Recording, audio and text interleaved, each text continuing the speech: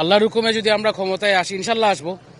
আমাদের দল ক্ষমতায় আসার পর সর্বপ্রথম হচ্ছে প্রশাসনের যারা আছেন প্রত্যেকের সহায় সম্পত্তির হিসাব নিতে হবে, ব্যাংক অ্যাকাউন্টের হিসাব নিতে হবে, একজন সচিব থেকে শুরু করে একবারে যারা ঝাড়ুদার বলতে চাচ্ছেন দুর্নীতিমুক্ত দেশ গড়ার জন্য কাজ করবে। যে যেমনটা বলছিলাম, নতুন রাজনৈতিক বন্দোবস্তের জন্য এই দল কাজ করবে, এই প্রত্যাশা সকলের। এবং এই প্রত্যাশা রেখে কিন্তু ইতোমধ্যে কিন্তু ঢাকায় কিন্তু কয়েক লাখ মানুষ প্রবেশ করেছে বলে কিন্তু আমাদেরকে জানিয়েছেন তারা, এবং আরো মানুষ আসবে বলে তারা প্রত্যাশা ব্যক্ত করেছেন। এবং যে অনুষ্ঠান স্থল যেখানে মূলত আত্মপ্রকাশ ঘটবে নতুন যে দলের জাতীয় নাগরিক পার্টি, সেই উপলক্ষে কিন্তু ইতোমধ্যে বেশ কিছু নেতাকর্মীও কিন্তু এখানে এসেছেন এবং তারা সকলেই তাদের আশাবাদ ব্যক্ত করেছেন যে মানুষের জন্য, গণতন্ত্রের জন্য, মানবাধিকারের জন্য কাজ করবে নতুন রাজনৈতিক দল। এবং এর পাশাপাশি দেশকে এগিয়ে নেওয়ার জন্য সকল রকমের প্রচেষ্টা তারা অব্যাহত রাখবে বলে কিন্তু তারা আমাদেরকে জানিয়েছেন। এবং ইতিমধ্যে আপনি দেখতে পাচ্ছেন সকল প্রস্তুতি সম্পন্ন, এবং বিকেল 3টা নাগাদ তারা আশা করছেন যে এই যে অনুষ্ঠান স্থল তা কানে কানে পূর্ণ হয়ে যাবে।